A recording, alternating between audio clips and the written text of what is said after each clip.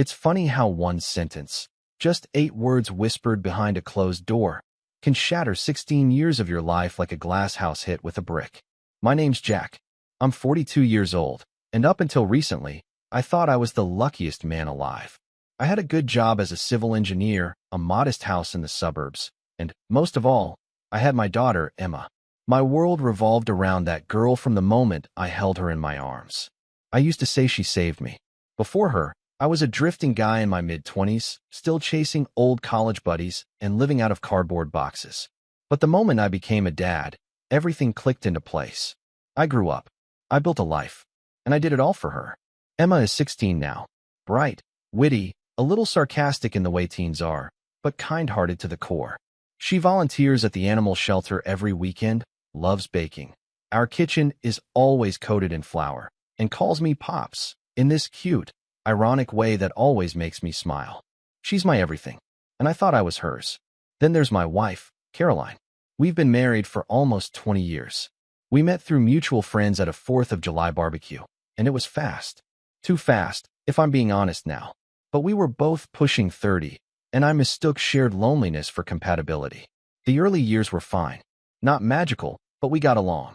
I thought we loved each other, or at least respected each other enough to get through anything. She was quieter than me, more withdrawn, and definitely more high-strung. She liked things in perfect order, clothes color-coded, coffee measured to the gram, and birthday parties planned 3 months in advance. Sometimes she seemed more focused on the image of our family than the family itself. But I ignored the little things, because at the end of the day, we had Emma. And in the quiet moments, when we were all watching a movie together or making pancakes on a Sunday morning, I could pretend everything was just as it should be. At least, until last Thursday. It started like any other evening. I got home from work around 6, tossed my keys in the bowl by the door, and called out for Emma. She was in her room studying, earbuds in, usual routine. I could smell Caroline's chicken marsala in the oven, her signature dish, and for once, the house felt warm, comfortable. I even stopped to smile at the framed photo in the hallway. The 3 of us at Emma's 8th grade graduation, all grins and sunshine. But then I walked past the kitchen and heard something. Caroline's voice, low and sharp. I paused. At first, I thought she was on the phone.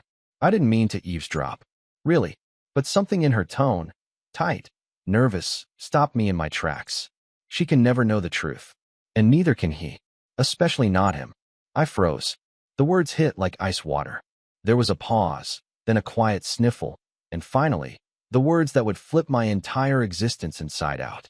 It was only one mistake. One, but it changed everything. My heart actually stuttered. I backed up slowly, careful not to make a sound. I don't know why I didn't burst in right then. Maybe some part of me already knew. Maybe I needed a moment to pretend I'd misheard. Or maybe I just wasn't ready to watch my whole life burn down in front of me. That night, I acted normal. I smiled through dinner, complimented the chicken, laughed at Emma's joke about her math teachers to pay. I felt like a ghost in my own home. Every smile from Caroline felt like a lie. Every glance across the table was suddenly filled with venom I couldn't even place yet. After Emma went to bed, I tried to ask Caroline casually who she was talking to earlier. Her face changed, barely, but I caught it. That flicker of panic behind her eyes. "Oh, just my sister," she said. "She's going through something messy with Greg again. You know how it is." I nodded slowly. I knew her sister well. I also knew she was in Belize on a yoga retreat with no phone access until Sunday. I didn't press it. Not yet. Instead, I stayed up that night, staring at the ceiling, feeling the weight of those words on repeat in my mind. She can never know, and neither can he. Who was she? Emma? Was she talking about our daughter? And what was the truth I wasn't supposed to know? The next day, I couldn't concentrate at work. I kept replaying moments in my mind. Odd conversations from the past, weird silences, times when Caroline shut down a topic before it even started. My mind became a projector of suspicion. I remembered a moment from years ago. Emma was maybe 3, when Caroline got weirdly tense after someone joked about how Emma looked nothing like me. I'd brushed it off. Kids change, right? I went down a rabbit hole. I searched how to tell if a child is biologically yours. I found forums, stories, Reddit posts, guys with smiling daughters and broken hearts. I started seeing Emma's features through a different lens. Her hazel eyes, her narrow chin. Not mine. Caroline has blue eyes, too. I told myself I was crazy, paranoid, overthinking, but something in me wouldn't let it go. So I ordered a DNA kit. One of those over-the-counter ones, the kind people use for ancestry. I felt disgusting doing it. Like I was betraying Emma, invading her privacy. But the doubt was louder than the guilt. I waited until she had a sleepover at her friend's place, then quietly took a sample from her old toothbrush. My hands were shaking the whole time. I told myself it would come back fine, that I'd laugh at myself for being so dramatic. It didn't come back fine. The results arrived on Tuesday. I sat in the garage, the only place I could be truly alone, and opened the email on my phone. There was no match. 0% paternity probability. I reread it 3 times. Then again. I couldn't breathe. It felt like my lungs had turned to stone. 16 years. 16 birthdays. 16 Christmas mornings. Band recitals, scraped knees, daddy-daughter dances. Gone. Just like that. In one sentence. And worse than that, I had to walk back into the house and pretend I didn't know. Because I needed answers first. Real ones. That night, Caroline asked me why I looked tired. I told her I was just swamped at work. She kissed me on the cheek and said she was proud of me. I almost laughed in her face. But I didn't. Because now I had a new mission. A quiet one. I was going to find out the full truth. Every piece. Every lie. Every little betrayal she tucked behind a smile. And when I had it all, I was going to make her watch it burn. But first, I needed to figure out who else knew. Because something tells me Caroline wasn't the only one keeping secrets. And I wasn't going to let this one mistake ruin me without a fight. You don't build a life for 16 years and just walk away. Not without answers. Not without justice. Not without revenge. And that's when everything started to spiral. I didn't sleep that night. Or the one after. I kept going through the motions, trying to act normal, but inside, it felt like I was living underwater. Numb. Slow. Disconnected from everything. I'd sit at the dinner table, watching Caroline cut vegetables or Emma scrolling through her phone, and I'd wonder, when did my life become someone else's script? The hardest part wasn't the betrayal, it was the love. I still loved Emma. Every time she laughed or called me Pops, my heart would crack a little more.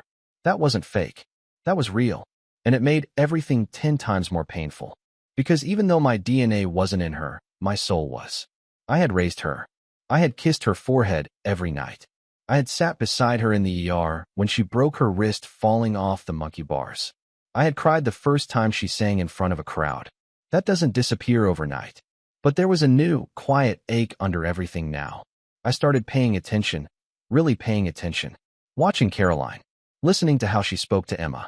How she shut down certain topics. I started digging through old boxes in the attic when they were out. I found Emma's birth certificate. My name was on it. But something was off, just a gut feeling. I called the hospital to request old records. I used my job email and acted like I needed documentation for a medical form. They said it would take a few days. So I waited. But while I waited, something else happened. Something that changed everything. It started small. Caroline's attitude shifted. She became distant. Snappier. Like she was carrying something too.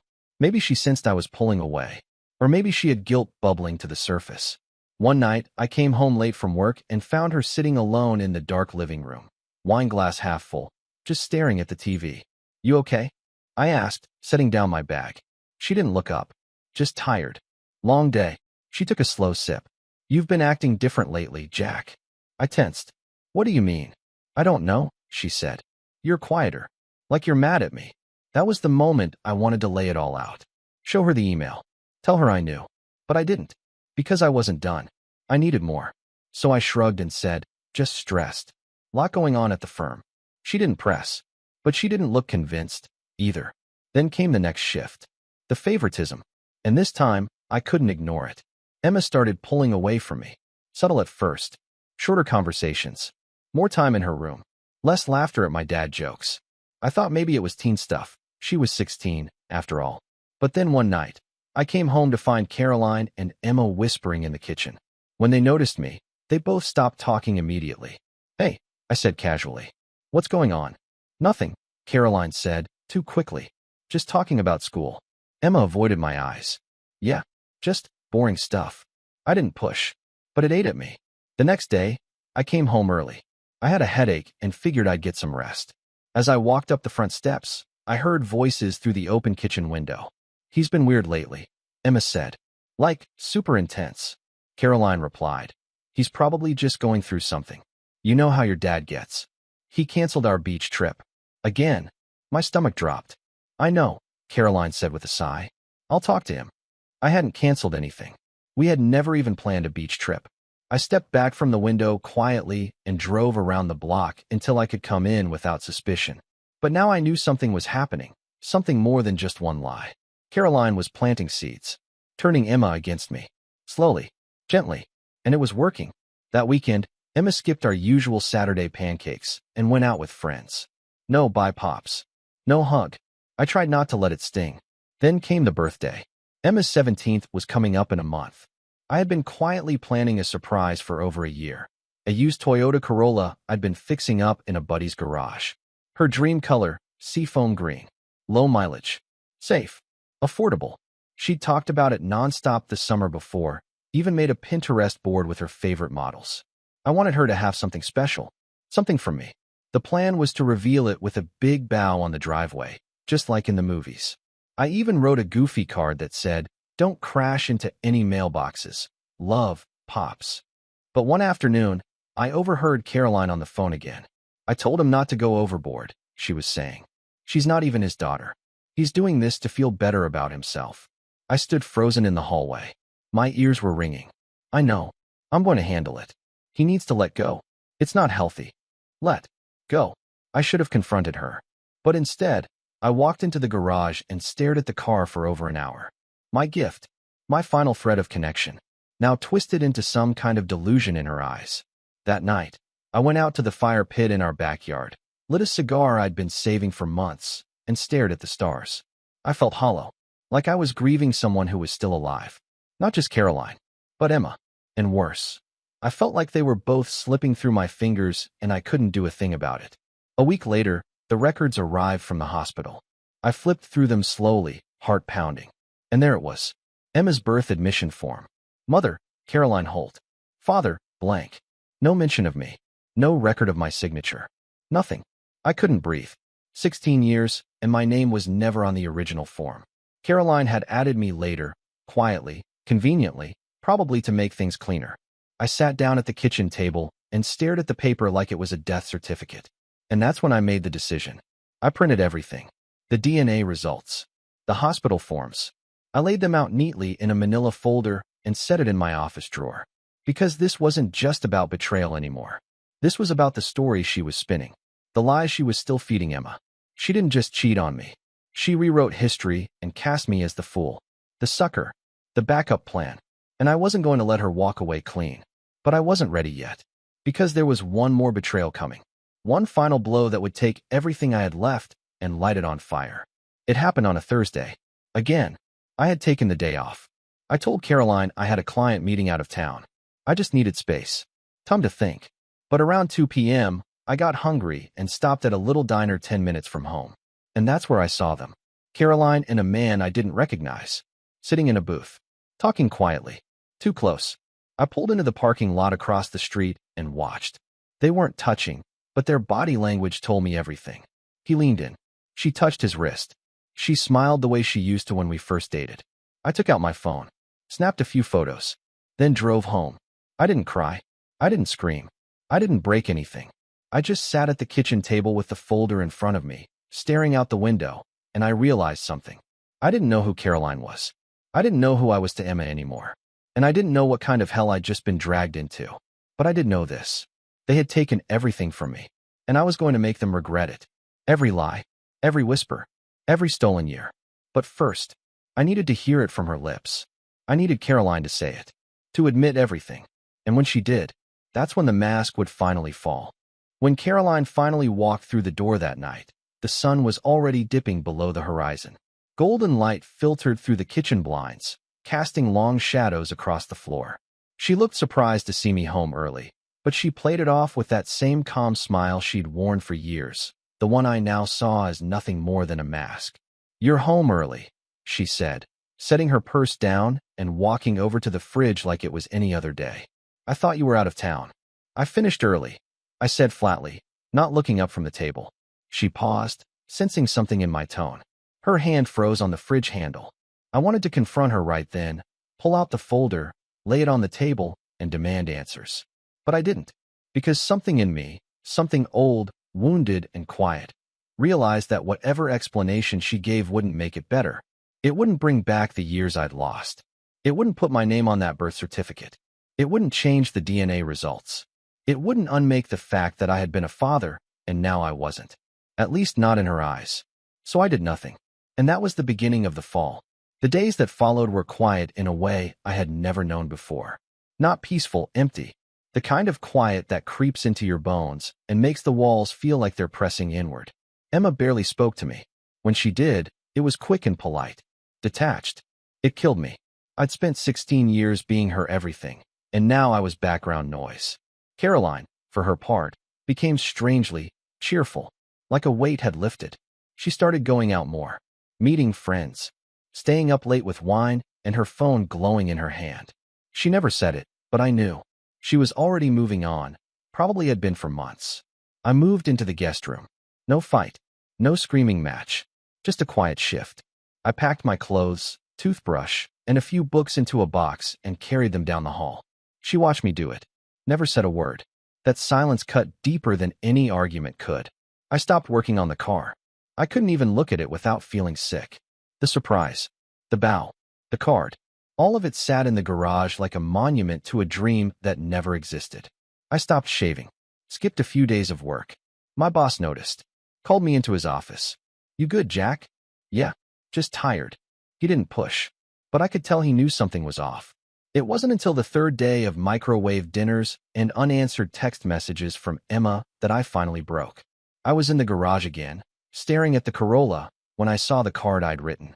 "Don't crash into any mailboxes, love, Pops." I picked it up, read it, and felt this cold wave crash over me. My knees gave out. I sat on the floor and cried. Not loud, not messy, just quiet, aching sobs that felt like they'd been building for years. That was rock bottom. But here's the thing about rock bottom. Once you're there, you have a choice. You can stay, or you can crawl out. I started with small things. I shaved, took a real shower, made an actual breakfast instead of cereal. I opened my laptop and sent in a few project updates. And then I went for a walk. No destination, just movement. Something about putting one foot in front of the other felt necessary. I walked past the park where I used to take Emma as a kid. I stood outside the bakery she loved, remembered how we used to get chocolate croissants on Sundays. I passed the school where I'd sat through a dozen talent shows, cheering louder than anyone else. Everywhere I went, I saw echoes of a life that was slipping through my fingers. But instead of crumbling, something inside me started to harden. Not with bitterness, clarity. I realized I had spent 16 years giving everything. And in return, I'd been lied to, used, rewritten. But that didn't mean I had to disappear. So I made a plan. The first part? Legal clarity. I scheduled a consultation with a family law attorney, a woman named Dana McAllister. Tough as nails. I liked her immediately. I walked into her office with my folder, set it down, and said, "I need to know where I stand." She read through the documents silently, her brow furrowing. When she finished, she leaned back and asked, "Do you want to fight for custody?" That word hit me like a slap. Custody? She's 16. She's not mine. Dana gave me a look. That's not what matters. What matters is the relationship. The precedent. 16 years of parenting. Courts take that seriously. I didn't know what to say. She continued. The legal father is the one listed on the birth certificate. And unless that's challenged in court, you're still considered her parent. If you want to maintain a relationship, you have options. I sat with that for a long time. Did I want to keep fighting to be in Emma's life? Yes, of course. But I also knew the damage had been done. Caroline had poisoned the well. Emma looked at me differently now, and I wasn't sure if anything I said could undo that. Still, I asked Dana to draft the necessary paperwork. Not to sue Caroline, not yet, but to protect myself, to document everything, just in case. The second part of my plan was harder. I needed to rebuild myself. Not the image of who I was, or who I thought I should be, but the actual core of me. The man beneath the title Dad. The man I'd lost somewhere along the way. So I started therapy. First, reluctantly. Then, with purpose. My therapist, David, didn't coddle me. He asked hard questions. made me sit with ugly truths, forced me to unpack things I'd buried under years of responsibility and sacrifice. You didn't fail, he told me one session. You were deceived. That's not the same. But I still feel like I lost my daughter, I said. Because you loved her like a father. That doesn't go away. But you need to separate your pain from your identity. You're more than what you gave them. That line stuck with me. You're more than what you gave them. I started journaling, hiking, cooking real meals. I fixed up an old bike and started riding again, like I used to in college. I reconnected with an old friend from my engineering program. We grabbed coffee, laughed about stupid things from the past. I wasn't healed, but I was healing. One evening, a few weeks into this quiet rebuilding, I ran into Emma by accident. She was at the grocery store with a friend. I almost turned and walked out, but she saw me. Hey, she said awkwardly. Hey. Her friend drifted away to the snack aisle, sensing the tension. Emma tucked a strand of hair behind her ear. You look different. Yeah, I said. I guess I've been trying to figure some things out. She nodded, bit her lip. Mom said you're moving out soon. I hadn't made that decision yet. But of course, Caroline was already planting the idea. I'm thinking about it, I said. Gives everyone space. Emma looked down. I didn't mean for things to get weird. They're not your fault, I said gently. None of this is. She looked up then, really looked at me.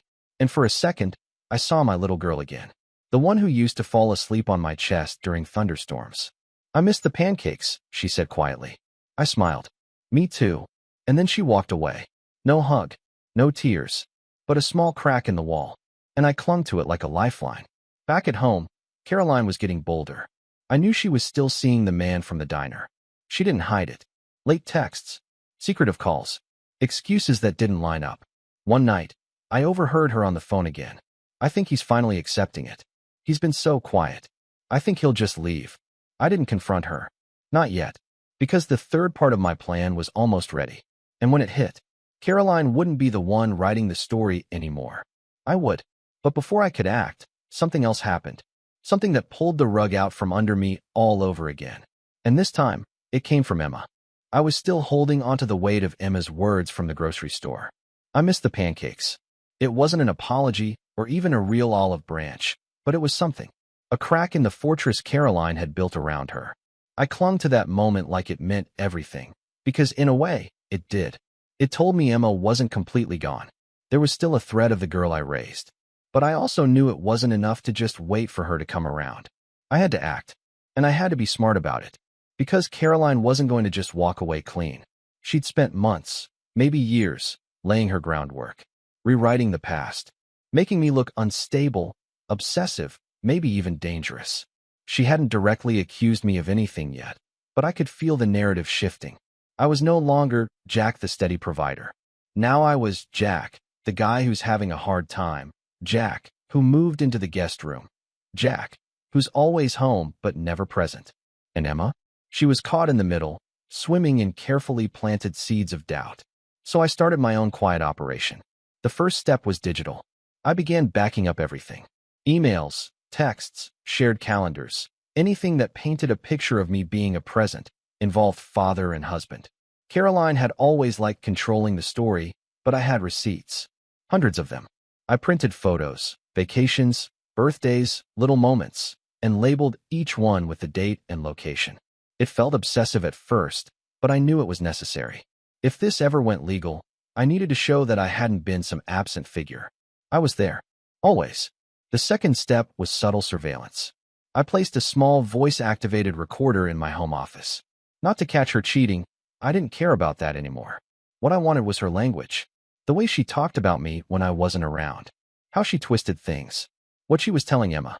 I also installed a basic security camera outside the house and one in the garage. The garage was where I spent most of my time now, tinkering with Emma's car, slowly bringing it back to life. It was therapy, but also strategy. That car would become important. Then came the allies. I reached out to a few people, quietly. My older sister, Leah, who had always sensed something was off about Caroline but never said much. She lived an hour away, but we'd always been close, and she adored Emma. I need your help, I told her over coffee one Saturday morning. She listened as I laid it all out. The DNA test, the hospital records, the photos from the diner. I expected her to gasp or shake her head, But instead, she just let out a long sigh. I always had a feeling, she said quietly. Not about Emma, not really. Just about Caroline. She always treated you like you were on borrowed time. I nodded. I think she's setting me up. Slowly. Then we don't let her, Leah said. You've got me now. And whatever you need, I'm in. It felt good to hear that. I wasn't alone. Leah offered to keep some of my backups at her place. Paperwork, recordings, hard drives. She even talked to a friend who worked in family law about what to expect if Caroline tried to file for sole custody or accuse me of being unfit. She won't win, Leah said. Not with everything you've got. I wanted to believe that. But I also knew how easily people believe the first story they hear, especially when it comes from a calm, composed woman like Caroline, against a man who's recently moved into the guest room and is always quiet. I kept my head down, played the part, friendly but distant, polite but unreachable. And then something happened that gave me the perfect opening. Caroline left her phone on the kitchen counter while she took a call outside. Normally, I wouldn't have touched it, but something nudged me, a gut instinct. I tapped the screen. No password. Messages opened to a conversation with someone labeled M. It was him, the man from the diner. They weren't even trying to hide it anymore. M. Did you tell him yet? Caroline, not yet. He's been too quiet. I think he suspects something. M. Maybe it's time to push him out. He can't stay in the house forever.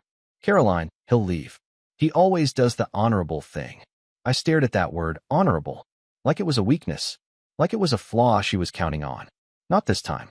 I snapped photos of the messages and backed them up to my drive. The next day, I called Dana, my lawyer. I want to start moving assets, I told her. Quietly. Legally. She didn't even blink. I thought you might. We updated my will. Changed my direct deposit. I moved some funds into a private account in my name only. Nothing shady, just protective. I even restructured the deed to the house. Caroline didn't know this, but when we bought it, I had used a large inheritance from my grandfather as the down payment, and the house was technically in a trust with my name on it. She was listed as a resident, but not an owner. It was time to leverage that. Dana helped me file a motion to clarify ownership, citing the original trust and documentation. She was cautious but confident. It won't give you full control immediately, she said, but it'll give you leverage, especially if she tries to force you out. I was building my fortress, brick by brick. And then, Emma found out. I don't know how.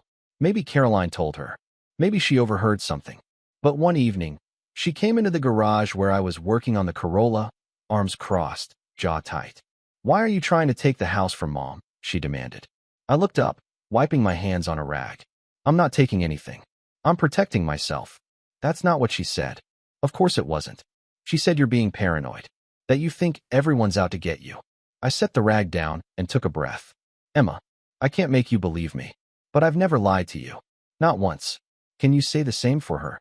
She didn't answer, just stared at me, like she didn't know who I was anymore. And it crushed me, but I didn't react. I didn't beg. I didn't lecture. I just handed her the keys to the Corolla. It's not ready yet, I said, but when it is, it's yours. No matter what happens between me and your mom. She took the keys slowly. Her fingers brushed mine, and for a moment, just a flicker, her eyes softened. Then she turned and walked back into the house. I sat in that garage for a long time after. Not crying, not angry, just planning. Because now I had everything in place. The documents, the recordings, the legal protections, and something even more valuable, patience. I knew Caroline. I knew she couldn't help herself. She'd push too far, get too confident, say something she couldn't take back. And when she did, I'd be ready. I wasn't just protecting myself anymore. I was preparing for war, and she had no idea what was coming. Caroline's downfall started, fittingly, on a Sunday morning, the same kind of morning we used to spend curled up on the couch with Emma watching cartoons and sipping bad coffee. But this time, I wasn't making pancakes. I was waiting. I had spent weeks tightening every screw in my plan. No impulsive moves. No emotional outbursts. Just quiet, methodical preparation. Caroline was still under the illusion that I was fading away, the weak, honorable man who would eventually pack his bags and vanish so she could move M into my house and finish rewriting the past. But I wasn't gone. I had just learned to stop playing her game and start playing mine. Everything hinged on timing. It had to look effortless, organic, Like justice just happened to catch up with her. And it started with a dinner invite. I told Caroline I wanted to cook something nice. One last family meal before we sat down to figure things out. I pitched it like a peace offering. She raised an eyebrow, but agreed. Emma seemed skeptical but curious. I told her I'd be grilling steak, her favorite. That sealed it. What Caroline didn't know was that I had already hired a private investigator. A good one. Not to trail her anymore. I already had enough of her texts with M to sink a ship. No, I hired him for one reason. To find out who Emma's biological father was. And he found him. His name was Owen Harris. Caroline had listed him as an emergency contact on a medical form when Emma was 2, and then crossed it out and replaced it with mine. I guess she figured no one would ever dig that deep. But he still lived 2 towns over. He worked at a car dealership. He was married now, with 2 other kids. And, best of all, he had no idea Emma existed. So I made contact. Carefully. I didn't lead with the scandal. I reached out respectfully, asked if we could talk privately, said it was regarding something personal. He agreed to meet for coffee. When I told him, his face went white. He looked like he'd been sucker punched. She never told me, he said, shaking his head. I had no idea. I mean, it was just a few months. I didn't even know she was pregnant. I believed him. The shock was too raw, too real. She's 16 now, I said. Smart. Kind. She deserves to know the truth. He nodded slowly. I'd want to meet her. But only if she wants that. I told him we'd cross that bridge later. But for now, I had what I needed. I asked him one last favor. And he agreed. Sunday dinner rolled around. I grilled the steaks. I made roasted potatoes. Even opened the expensive wine Caroline had been saving for a special occasion. It was, after all, about to be the most memorable dinner of her life. Emma sat at the table, quiet but watching me carefully. Caroline made small talk, asking about work, smiling like nothing in the world was off. The fake warmth was almost admirable. Then the doorbell rang. Caroline frowned. Are we expecting someone? I shrugged, walking over. Just a little surprise guest. I opened the door. Owen stepped in. Caroline's face drained of color the second she saw him.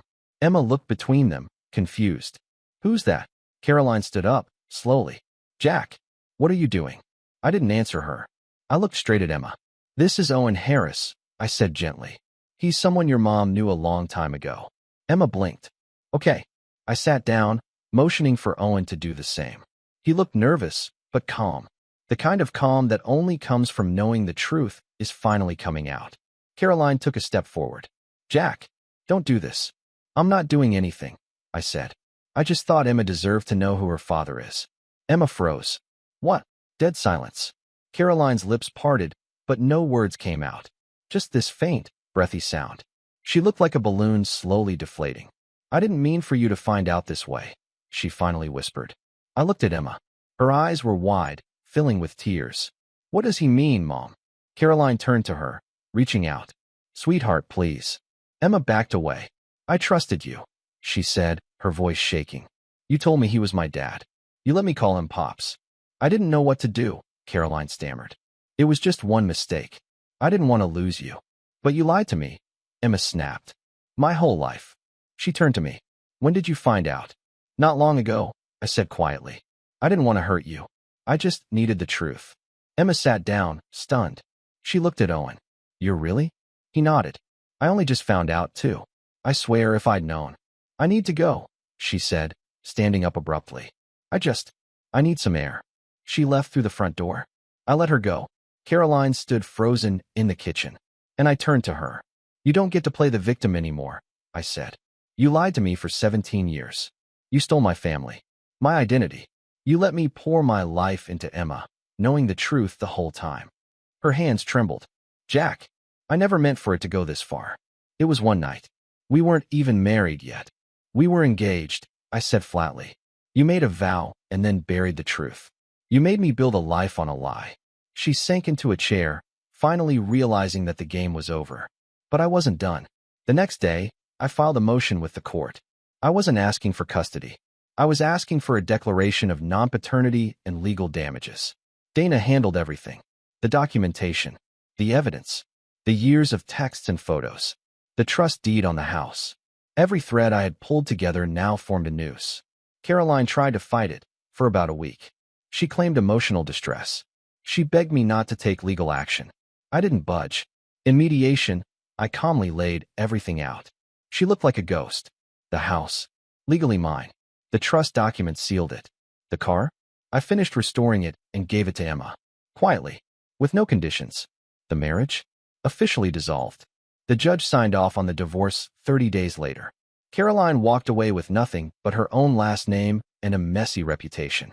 Word got around, not because I said anything, but because people talk. The truth has a way of bubbling up. Owen eventually reached out to Emma. They started talking. Slowly, carefully. He wasn't trying to replace me, and I appreciated that. As for me, I rebuilt my life. Not all at once, but steadily. Emma and I kept in touch. She'd come over sometimes on Sundays. Still loved pancakes. Still called me Pops when no one else was around. I never corrected her. Never will. Because being her father wasn't about DNA. It was about showing up. Every day, no matter what. And that's exactly what I did. Caroline lost everything because she underestimated the one man who refused to quit loving the girl she tried to use as leverage. She thought I'd leave quietly. She thought I'd roll over and let her rewrite the truth. She forgot who raised Emma. She forgot who I am. But now she remembers. And so will everyone else.